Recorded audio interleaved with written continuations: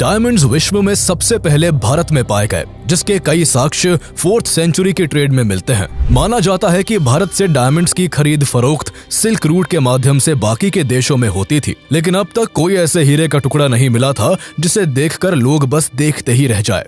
वक्त बीतने के साथ हीरा बेशकीमती स्टोन के तौर पर अपनी जगह बना चुका था। 13th सेंचुरी में जहां पूरी दुनिया में एक भी हीरे की खान नहीं थी, तभी भारत में एक ऐसे हीरे की खोज हुई जिसकी चमक के आगे बड़े बड़े राजाओं की आंखें चौंधी आ गई थी। ये हीरा बेहद ही अनोखा था। तब कहां किसी को पता था कि ये हीरा आने वाले दिनों में इतना यूनिक और बेशकीमती होगा कि जो भी इसे देखेगा बस देखता ही रह जाएगा। जैसे जैसे इसकी पॉपुलैरिटी बढ़ती गई, वैसे ही उस समय के राजाओं में इसे हासिल करने की होड़ बढ़ गई। आज की कहानी है कोहिनूर की। भारत की कोख से निकला वो हीरा जो आज ब्रिटेन की धरोहर बना हुआ है। ऐसा नहीं है कि कभी भारत की शान में 4 चांद लगाने वाला कोहिनूर रातों रात ब्रिटेन चला गया या फिर उन्होंने इसे किसी युद्ध में छीन लिया। कोहिनूर की कहानी बहुत लंबी है। भारत में एक रजवाड़े से होते हुए दूसरे रजवाड़े की सैर करते हुए फाइनली ये हीरा ब्रिटिश क्राउन को सो कॉल्ड गिफ्ट के तौर पर दे दिया गया था। यहाँ एक और बड़ी मजेदार बात यह है कि मुगल सल्तनत के ताजो तख्त से होते हुए क्वीन विक्टोरिया के सर का ताज बनने तक के सफर में इस हीरे को कभी खरीदा या बेचा नहीं गया। शायद इसी वजह से आज तक ये हीरा बेशकीमती माना जाता रहा है। पर कोहिनूर की एक अपनी कहानी रही है। इसकी चमक में कई लोगों का खून लगा हुआ है और इसकी चाहत के कई किस्सों से दुनिया आज तक बेखबर है। तो चलिए आपको ले चलते हैं कोहिनूर की चमकीली कहानियों में और आपको बताते हैं इसके वो किस्से जो इसकी चमक के पीछे गुम हो गए हैं। The Indian government has said it would make all possible efforts to get back the priceless Kohinoor diamond that is part of the Queen Mother's crown. Malik Kafur ने उस मंदिर को डिस्ट्रॉय करके वहां से लिया है। This incredible jewel has not just been passed down through generations.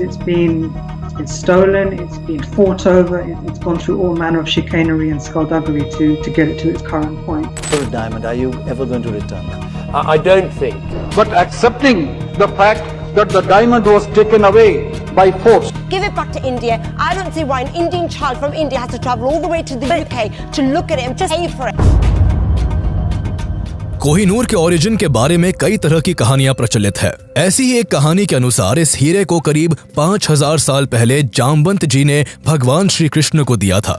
Mahabharat काल में इस हीरे को स्यनमंतक मणि के नाम से जाना जाता था। लेकिन इसके बारे में कहानी यही खत्म नहीं होती। जहां कोहिनूर को महाभारत काल का बताया जाता है, तो वही ये भी कहा जाता है कि इस हीरे को 3200 साल पहले एक नदी में पाया गया था। खैर सच्चाई जो भी हो, लेकिन आज तक इस हीरे की ओरिजिन के बारे में एक्यूरेट और वैलिड इंफॉर्मेशन जुटाई नहीं जा सकी है। कोहिनूर अपने खोजे जाने के वक्त दुनिया का सबसे बड़ा डायमंड था और उसका कुल वजन 793 कैरेट्स के आसपास था। बाद में इस हीरे को कई बार तराशा गया है, जिसकी वजह से इसका वजन घटकर 105.6 कैरेट के आसपास रह गया है।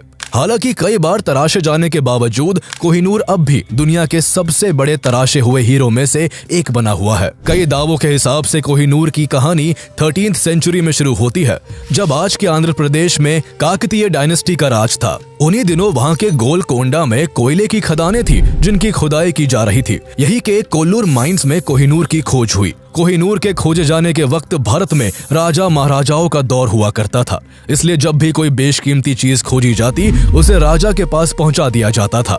इसी तरह कोहिनूर के मिलते ही उसे काकतीय डायनेस्टी के राजा के पास पहुंचा दिया गया। राजा इसकी सुंदरता और चमक से बेहद प्रभावित हुए और इस हीरे को उन्होंने अपनी कुल देवी भद्रकाली की बाई आंख में लगवा दिया। जल्दी ही इसकी चर्चा पूरे भारत में होने लगी और इसकी खबर दिल्ली सल्तनत के राजा अलाउद्दीन खिलजी के पास भी पहुंची। उन दिनों खिलजी अपने एम्पायर के एक्सपेंशन के बड़े सपने देख रहा था और भारत के दक्षिणी हिस्से में भी अपने राज्य का विस्तार करना चाहता था। कुछ महीनों बाद मलिक काफूर की कमांड में खिलजी की सेना ने काकतीय डायनेस्टी पर हमला कर कोहिनूर को लूट लिया, जिसके बाद कोहिनूर अलाउद्दीन खिलजी के पास आ गया और दिल्ली सल्तनत का हिस्सा बन गया। आगे चलकर खिलजियों को हराकर तुगलकों ने दिल्ली सल्तनत पर अपना कब्जा जमा लिया। तब तक कोहिनूर इतना पॉपुलर हो गया था कि जब भी कोई राजा दूसरे को हराता, वो हारने वाले राजा से कोहिनूर ले लेता। इसी तरह कोहिनूर भी खिलजियों से होकर तुगलकों के पास चला गया। तुगलकों के पास पहुंचने के बाद कोहिनूर फिरोज शाह तुगलक के पास आ पहुंचा। आगे चलकर तुगलकों से होते हुए कोहिनूर मालवा के राजा होशंग शाह के हाथों में आ गया। मालवा का राजा बनने के बाद होशंग शाह अपने पड़ोसी राज्य ग्वालियर को जीतना चाहता था। उस समय ग्वालियर पर तोमर राजा डोंगरेंद्र सिंह शासन कर रहे थे। होशंग शाह ने मौका पाते ही ग्वालियर पर अटैक कर दिया, लेकिन वो डोंगरेंद्र सिंह से बुरी तरह हार गया। अपनी जान बचाने के लिए होशंग शाह ने कोहिनूर समेत अपनी सारी संपत्ति डोंगरेंद्र सिंह को सौंप दी। इस घटना का जिक्र बाबर नामा में भी मिलता है, जो इस हीरे का फर्स्ट डॉक्यूमेंटेड प्रूफ भी है। डोंगरेंद्र सिंह से होते हुए ये हीरा अंतिम तोमर शासक राजा विक्रमादित्य के पास पहुंच गया। उस समय तक दिल्ली सल्तनत की सत्ता इब्राहिम लोधी के हाथों में आ गई थी। इब्राहिम लोधी ने भी कोहिनूर के बड़े चर्चे सुन रखे थे, इसलिए उसने अपने साम्राज्य का विस्तार करने और इस हीरे को पाने के लिए ग्वालियर पर अटैक कर दिया। इस युद्ध में राजा विक्रमादित्य की हार हुई। हार के बाद राजा विक्रमादित्य को कोहिनूर समेत अपनी सारी संपत्ति इब्राहिम लोधी के आगरा किले में रखनी पड़ी। लेकिन इब्राहिम लोधी की जीत की ये खुशी ज्यादा दिनों तक टिक नहीं पाई और केवल 1 साल बाद ही उसे अपनी सत्ता और कोहिनूर दोनों को बाबर के हाथों गंवाना पड़ा। दरअसल उस दौरान बाबर दिल्ली पर राज करने के सपने संजोए 1519 से ही भारत पर कई बार आक्रमण कर चुका था, लेकिन उसे हर बार यहाँ से हार कर लौटना पड़ता था। 1526 में बाबर ने एक बार फिर से भारत पर आक्रमण किया। इस बार उसकी लड़ाई इब्राहिम लोधी के साथ पानीपत में हुई। कई दिनों तक चले इस घमासान युद्ध में इब्राहिम लोधी मारे गए। इस तरह कोहिनूर बाबर के कब्जे में आ गया। बाबर ने कोहिनूर से प्रभावित होकर अपनी ऑटोबायोग्राफी बाबर नामा में इसकी खूब चर्चा की। उसने कोहिनूर की तारीफ करते हुए लिखा कि ये हीरा इतना बेशकीमती है कि इसकी कीमत से पूरी दुनिया को एक दिन का खाना खिलाया जा सकता है। हालांकि बाबर ने बाबर नामा में इस हीरे का नाम कहीं भी कोहिनूर मेंशन नहीं किया था, जिससे ये साफ होता है कि इस हीरे का नाम उस समय तक कोहिनूर नहीं था। बाबर के बाद हुमायूं मुगल डायनेस्टी का अगला राजा बना और सत्ता के साथ कोहिनूर भी उसके पास आ गया। सत्ता मिलने के कुछ साल बाद ही हुमायूं का एम्पायर बिखरने लगा। उसके छोटे भाइयों ने ही उसके खिलाफ विद्रोह कर दिया, जिस कारण उसे अपना एम्पायर अपने भाइयों के बीच बांटना पड़ा। अपने भाइयों से निपटने के बाद उसने अपने एम्पायर को यूनाइट करना स्टार्ट ही किया था कि उस पर अफगान शासक शेर शाह सूरी ने अटैक कर दिया। 2 सालों में दोनों के बीच चौसा और कन्नौज में 2 बैटल लड़ी गई। दोनों ही बार हुमायूं को मुंह की खानी पड़ी और उसे अपना सब कुछ छोड़कर ईरान भागकर राजा तहमास्प के यहाँ शरण लेनी पड़ी। तहमास्प ने उसका स्वागत करते हुए कई सालों तक उसे अपने संरक्षण में रखा। उनके इस व्यवहार से खुश होकर हुमायूं ने कोहिनूर उनको उपहार में सौंप दिया। इस तरह कोहिनूर पहली बार भारत से बाहर ईरान पहुंच गया। ईरान के राजा तहमास्प के पास कोहिनूर लगभग 3 सालों तक रहा। इसके बाद कोहिनूर एक बार फिर से भारत लौट आया। जहां अब तक कई राजाओं ने कोहिनूर को हथियाने के लिए हजारों लाशें बिछा दी थी, तो वही राजा तहमास्प की इसमें कोई खास दिलचस्पी नहीं थी। इसलिए उन्होंने इसे अहमदनगर के राजा और अपने गहरे दोस्त निजाम शाह को गिफ्ट कर दिया, जो कोहिनूर के दीवाने थे। भारत आने के बाद कोहिनूर कुछ सालों तक निजाम शाह के पास रहा और फिर उनसे होते हुए गोलकुंडा के राजा कुतुब शाह के पास पहुंच गया। साल 1656 में ये हीरा किसी तरह कुतुब शाह के प्रधानमंत्री मीर जुमला के हाथ लग गया, जिसका इस्तेमाल उसने शाहजहां के करीब जाने के लिए किया। शाहजहां को आकर्षक चीजों का बहुत शौक था। इसी शौक के चलते उसने पीकॉक थ्रोन बनवाना शुरू किया। कहा जाता है कि इस पीकॉक थ्रोन को बनवाने में शाहजहां ने ताजमहल से भी 2 गुना खर्चा किया था। उसने सिंहासन में कई तरह के डायमंड, गोल्ड और बेशकीमती स्टोन्स लगवाए और कोहिनूर को इस थ्रोन के सबसे ऊपरी हिस्से में जगह दी। लेकिन उस सिंहासन पर शाहजहां ज्यादा वक्त तक नहीं बैठ पाया और आगे चलकर उसके ही बेटे औरंगजेब ने उसे अरेस्ट करवाकर जेल में डलवा दिया। औरंगजेब ने अपने पिता की सत्ता हथियाने के साथ साथ कोहिनूर को भी हड़प लिया। औरंगजेब कोहिनूर को देखने के बाद इससे बहुत आकर्षित हुआ और उसने इसे और भी अट्रैक्टिव बनाने के लिए एक मशहूर जौहरी को इसे तराशने का काम सौंप दिया। लेकिन तराशने के दौरान कोहिनूर का काफी हिस्सा टूट गया, जिससे ये 793 कैरेट की जगह महज 186 कैरेट का रह गया। औरंगजेब को जब इसकी खबर लगी तो वो बहुत गुस्सा हुआ और उसने उस जौहरी पर भारी भरकम जुर्माना लगाकर इसे अपने खजाने में रखवा दिया। जहां कोहिनूर अपनी चमक के लिए मशहूर था, तो वही इसके बारे में ये भी कहा जाता है कि इस हीरे को जिसने भी अपने पास रखा, उसने शुरुआत में हर जगह जीत का परचम लहराया, लेकिन बीतते समय के साथ ये हीरा ही उसकी बर्बादी का कारण बना। आने वाले सालों में लोगों ने इसे सच होते हुए भी देखा। खोजे जाने के बाद से ये हीरा जिस भी राजा के पास गया, उसका एम्पायर बहुत तेजी के साथ बिखर कर बर्बाद हो गया। मुगल बादशाह बाबर, हुमायूं और शाहजहां के पास कोहिनूर रहा था और उन्हें अपने शासन के अंत में सबसे बुरे दौर से गुजरना पड़ा। जबकि ये हीरा कभी भी मुगल सम्राट अकबर के पास नहीं रहा और वो मुगलों में सबसे लोकप्रिय शासक रहे। मुगलों के बिखरते साम्राज्य के बीच कोहिनूर इसी डायनेस्टी के राजा मोहम्मद शाह रंगीला के पास पहुंचा, जिन्हें बहादुर शाह रंगीला के नाम से भी जाना जाता था। मुगल इस दौरान कमजोर पड़ चुके थे।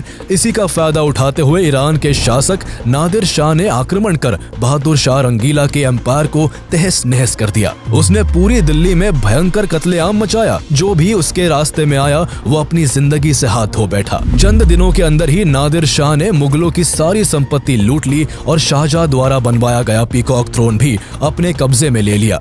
लेकिन अब तक उसे वो कोहिनूर नहीं मिला था जिसकी चमक के चर्चे उसने सुन रखे थे। दरअसल कोहिनूर उसके हाथ अभी तक इसलिए नहीं लगा था क्योंकि बहादुर शाह रंगीला उसे अपनी पगड़ी में छुपा कर रखता था। नादिर शाह को जब इस बात की खबर लगी तो उसने इसे हासिल करने के लिए बहादुर शाह से अपनी जीत की खुशी मनाने के लिए एक दूसरे की पगड़ी पहनने को कहा। बहादुर शाह जो पहले ही जंग हार चुके थे वो अब नादिर शाह की बात ना मानकर अपनी जिंदगी नहीं गंवाना चाहते थे, इसलिए उन्हें अपनी पगड़ी उतारने के लिए मजबूर होना पड़ा। जैसे ही बहादुर शाह ने अपनी पगड़ी निकाली, हीरा जमीन पर गिर पड़ा। जमीन पर गिरते ही उसकी रोशनी चारों तरफ फैल गई। इसे देखकर नादिर शाह अचंभे में पड़ गया और उसके मुंह से कोहिनूर शब्द निकल पड़ा, जिसका मतलब था माउंटेन ऑफ लाइट। तब से ही ये हीरा कोहिनूर के नाम से जाना जाने लगा। कुछ दिनों के बाद नादिर शाह भारत से कोहिनूर समेत बहुत सारी संपत्ति लूटकर अपनी सेना के साथ ईरान लौट आया। वक्त गुजर जाने के बावजूद उसका कोहिनूर को लेकर आकर्षण कम नहीं हुआ। वो कोहिनूर का इतना दीवाना था कि उसे हर वक्त अपनी नजरों के सामने रखना चाहता था। इसलिए नादिर शाह ने कोहिनूर को अपनी आर्म पर बांधना शुरू कर दिया। कुछ सालों तक तो सब ठीक चलता रहा, लेकिन फिर कोहिनूर ने नादिर शाह के एम्पायर पर भी अपना असर दिखाना शुरू कर दिया। उसकी जिंदगी इस कदर बर्बाद हुई कि अंतिम समय में वो अपना दिमागी संतुलन खो बैठा और अपने ही लॉयल बॉडीगार्ड्स पर शक करने लगा। इस शक के चलते उसने अपने सभी कमांडर्स को हटाकर उनकी जगह अहमद शाह दुर्रानी को कमांडर अपॉइंट कर अपने सभी पुराने कमांडर्स और बॉडीगार्ड्स को खत्म करने का आदेश दे दिया। लेकिन नादिर शाह की प्लानिंग की खबर उसके पुराने बॉडीगार्ड्स को लग गई, जिसके बाद सालार खान और मोहम्मद खान कजर नाम के 2 बॉडीगार्ड्स ने उसी रात नादिर शाह की हत्या कर दी। आगे चलकर नादिर शाह के फाइनेंशियल ऑफिसर मोहम्मद काजिम मारवी ने अलम अराय नादरी नाम से एक किताब लिखी,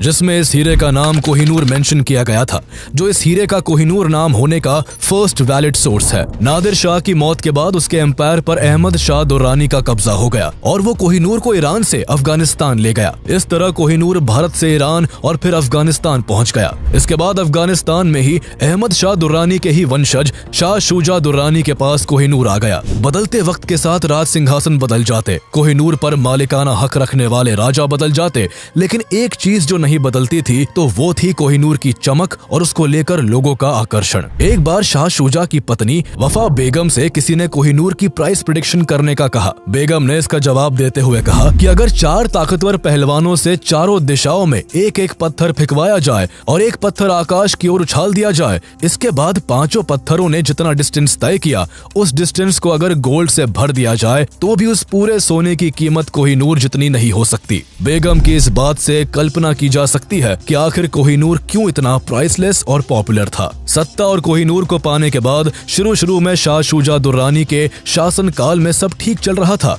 उसने आसपास के कई क्षेत्रों को जीतकर अपनी शक्ति बढ़ा ली थी, लेकिन एकाएक उसके परिवार में फूट पड़ गई और उसके भाइयों ने ही उसके खिलाफ विद्रोह करके उसे गद्दी से उतार फेंका। शाह शुजा दुर्रानी को अपनी पत्नी के साथ अफगानिस्तान से भागकर लाहौर आना पड़ा, जहां राजा रणजीत सिंह ने उन्हें शरण दी। महाराजा रणजीत सिंह ने न केवल उसे लाहौर में रहने की इजाजत दी, बल्कि उसे फिर से अपनी सत्ता हासिल करने के लिए मोटिवेट भी किया। दोबारा सत्ता हासिल करने के क्रम में उसने अटक पर हमला किया, लेकिन उसे हार का सामना करना पड़ा। अटक के शासक जहानदाद खान ने उसे अरेस्ट कर लिया और श्रीनगर की जेल में बंद कर दिया। जैसे ही इसकी खबर महाराजा रणजीत सिंह को लगी, उन्होंने अपने कमांडर मुहक्कम चंद को उसे छुड़वाने के लिए कश्मीर भेजा, जिसके बाद मुहक्कम चंद उसे रिहा करवा कर लाहौर ले आए। महाराजा रणजीत सिंह द्वारा अपने हस्बैंड की जान बचाने से वफा बेगम बहुत खुश हुई और उन्होंने कोहिनूर महाराजा रणजीत सिंह को गिफ्ट के तौर पर दे दिया। महाराजा रणजीत सिंह सिख एम्पायर के राजा थे। उस समय भारत में अंग्रेजों की हुकूमत थी, इसलिए उनके घर कई अंग्रेज अफसरों का आना जाना लगा रहता था। कोहिनूर हासिल करने के बाद जब भी अंग्रेज अफसर उनके घर जाते, वो बड़ी शान से कोहिनूर को दिखाकर उसकी प्रशंसा किया करते थे। वो अक्सर दिवाली, दशहरा जैसे बड़े फेस्टिवल्स पर इसे अपने हाथ में बांधकर पब्लिक के बीच घूमा करते थे। कोहिनूर उन्हें इतना प्यारा था कि वो कई बार युद्ध के दौरान भी इसे अपने साथ ले जाया करते थे। शुरुआती दौर में जब कोहिनूर महाराजा रणजीत सिंह के पास आया था तो उन्होंने कई महत्वपूर्ण लड़ाई जीती थी, लेकिन ये उनकी जिंदगी में आने वाले भूचाल के पहले की शांति थी। वक्त के साथ साथ कोहिनूर महाराजा रणजीत सिंह पर भी अपना असर दिखाना शुरू कर चुका था। 1839 तक उन्हें कई बीमारियों ने घेर लिया था। एक समय पर शेर पंजाब कहलाने वाले महाराजा की हालत इतनी खराब हो गई थी कि वो खुद से अपने बिस्तर से उठ पाने के काबिल नहीं बचे थे। अपनी जिंदगी के आखिरी दिनों को करीब देख महाराजा रणजीत सिंह काफी दान पुण्य करने लगे थे। उन्होंने अपने पास रखी कई कीमती चीजों को मंदिरों और गुरुद्वारों को दान कर दिया था। उनकी दिली ख्वाहिश थी कि उनके पास बचा कोहिनूर भी किसी टेम्पल को दान में दे दिया जाए, लेकिन उनके मंत्री इसके लिए नहीं माने, जिस कारण कोहिनूर मंदिर को दान नहीं हो सका। इस ख्वाहिश के पूरा हुए बिना ही 27 जून 1839 को महाराजा रणजीत सिंह की मृत्यु हो गई। कोहिनूर को मंदिर में दान करने की खबर को कई ब्रिटिश न्यूज़पेपर्स ने डिटेल में छापा। इस खबर ने महारानी विक्टोरिया का भी ध्यान खींचा, जिसके बाद महारानी विक्टोरिया ने अपने अधिकारियों से कोहिनूर पर नजर बनाए रखने को कहा। महाराजा रणजीत सिंह की मृत्यु के बाद उनके बेटे खड़क सिंह सिख एम्पायर के राजा बने, लेकिन उनके लिए इतने बड़े एम्पायर को अकेले संभालना मुश्किल हो रहा था। उनके करीबी लोग ही उनके खिलाफ साजिश रच रहे थे। राजा बनने के कुछ ही महीनों बाद खड़क सिंह को जहर देकर मार दिया गया। सिख एम्पायर की यूनिटी में दरार पड़ चुकी थी। लोग एक दूसरे के खून के प्यासे बन चुके थे। करीब 4 सालों तक ऐसा ही चलता रहा। इस बीच महाराजा रणजीत सिंह के कई पुत्र राजा बने, लेकिन उन सभी को मौत की नींद सुला दिया गया। अब सिख एम्पायर की सत्ता को संभालने वाले केवल उनके सबसे छोटे बेटे दलीप सिंह ही बचे थे, जो केवल 5 साल के थे। इतनी छोटी उम्र के बावजूद सिख एम्पायर को बिखरने से बचाने के लिए उन्हें राजा बनाया गया। हालांकि दलीप सिंह केवल नाम मात्र के राजा थे। असल में सिख साम्राज्य की बागडोर उनकी मां जिंद कौर के हाथों में थी। अनुभवहीन राजा और बढ़ती साजिशों को देखते हुए ब्रिटिशर्स को सिख एम्पायर हड़पने का अच्छा मौका हाथ लगा और उन्होंने 1845 में पंजाब पर अटैक कर दिया। सिखों के लिए अंग्रेजी सेना का सामना करना मुश्किल हो गया और कुछ ही दिनों के भीतर अंग्रेज युद्ध जीत गए। इसके बाद अंग्रेजों ने सिख एम्पायर से कश्मीर भी छीन लिया। इसके 4 साल बाद 1849 के शुरुआती महीने में ब्रिटिशर्स ने फिर से सिख एम्पायर पर हमला कर दिया। कमजोर पड़ चुके सिख एम्पायर की सेना जल्द ही पीछे हटने पर मजबूर हो गई और 29 मार्च 1849 को अंग्रेजों ने लाहौर फोर्ट पर अपना कब्जा जमा लिया। अंग्रेजों ने सिखों के सामने लाहौर ट्रीटी का प्रपोजल रखा, जिसे उन्हें मजबूरन एक्सेप्ट करना पड़ा। इस ट्रीटी के बाद ब्रिटिशर्स ने महाराजा दलीप सिंह को 50,000 पाउंड की एनुअल पेंशन देने की घोषणा की, जिसकी कीमत आज करीब 65 करोड़ रुपए होती है। इसके बाद अंग्रेजों ने उनकी मां जिंद कौर को जेल में डालकर दलीप सिंह को महारानी विक्टोरिया के पास लंदन भेज दिया। इस तरह अंग्रेजों ने सिख एम्पायर की बिखरी सत्ता के एक होने की आखिरी उम्मीद को भी हमेशा के लिए खत्म कर दिया।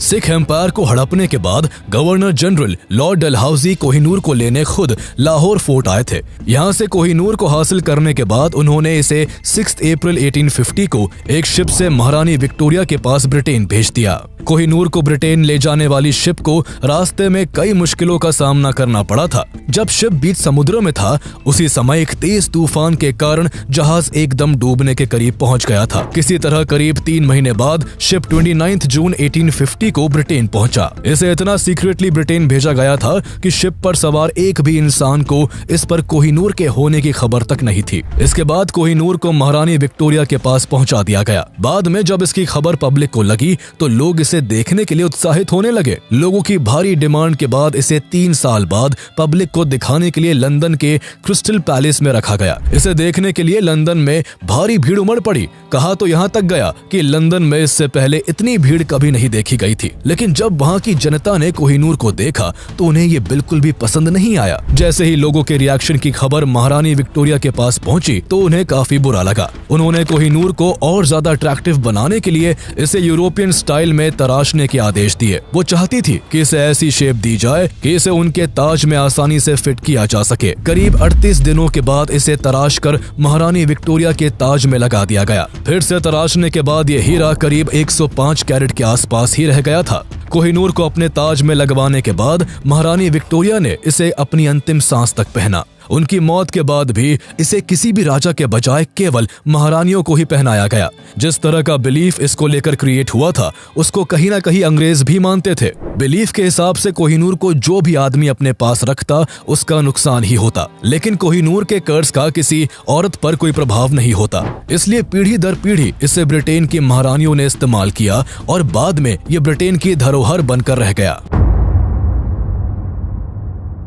लंबे समय से ब्रिटिश राजघराने में रानियों की शोभा बढ़ाते हुए ये कोहिनूर अब भारत की पहुंच से काफी दूर चला गया था। पर फिर 1947 में जब भारत आजाद हुआ तब भारत समेत कई अन्य देश भी कोहिनूर पर अपना क्लेम जताते हुए ब्रिटेन से इसकी डिमांड करने लगे। कोहिनूर अलग अलग समय पर कई कंट्रीज के अलग अलग राजाओं के पास रहा था, इसलिए ऐसे सभी देशों का मानना था कि कोहिनूर पर उनका हक है। कई कंट्रीज द्वारा क्लेम आने के बाद ब्रिटेन ने कोहिनूर को इनमें से किसी को भी देने से इनकार कर दिया। अब तक कोहिनूर पर इंडिया, पाकिस्तान, अफगानिस्तान और ईरान अपना क्लेम कर चुके हैं। भारत सरकार इसे ब्रिटेन से इंडिया भेजने की कई बार रिक्वेस्ट कर चुकी है, लेकिन ब्रिटेन हर बार इसे लौटाने में आनाकानी करता रहा है। भारत ने आजादी के तुरंत बाद 1947 और 1953 में इस पर अपना क्लेम किया था, लेकिन ब्रिटिश गवर्नमेंट ने इसे नॉन नेगोशिएबल बताकर भारत को सौंपने से साफ इनकार कर दिया था। लेकिन फिर भी इंडियन गवर्नमेंट ने इसे पाने की आस नहीं छोड़ी और साल 2000 में भारत के कई एमपीज ने एक साइन डॉक्यूमेंट ब्रिटेन को भेजकर कोहिनूर को वापस भारत को लौटाने की मांग की। लेकिन हर बार की तरह इस बार भी भारत को निराशा ही हाथ लगी। ब्रिटेन ने ये कहते हुए भारत की इस मांग को ठुकरा दिया कि कोहिनूर अलग अलग समय में अलग अलग देशों का हिस्सा रहा है, लेकिन अब ये करीब 150 सालों से ब्रिटिश हेरिटेज का हिस्सा है, इसलिए इसे भारत को नहीं लौटाया जा सकता है। इस घटना के 15 साल बाद 2015 में शशि थरूर को एक स्पीच के लिए ऑक्सफोर्ड यूनिवर्सिटी बुलाया गया। उस स्पीच में उन्होंने 200 सालों में भारत से लूटी गई संपत्तियों के लिए ब्रिटिशर्स को खूब क्रिटिसाइज किया था। इस दौरान उन्होंने कोहिनूर और अन्य भारतीय धरोहरों का भी जिक्र किया जो अब ब्रिटेन के पास है। इसके एक साल बाद 2016 में एक एनजीओ ने सुप्रीम कोर्ट में एक पिटीशन फाइल की, जिसमें भारत सरकार से ब्रिटेन द्वारा चुराए गए कोहिनूर को वापस भारत लाने के बारे में कई सवाल पूछे गए थे। बाद में जब इस केस की हियरिंग हुई तो उसमें इंडियन गवर्नमेंट को सॉलिसिटर जनरल रंजीत कुमार ने रिप्रेजेंट किया था। हियरिंग में उनका कहना था कि ब्रिटेन ने कोहिनूर को सिख एम्पायर के राजा दलीप सिंह से एक ट्रीटी के तहत हासिल किया था। उनके इस तर्क के आधार पर सुप्रीम कोर्ट ने ब्रिटेन द्वारा कोहिनूर को चोरी करने की बात को खारिज कर दिया।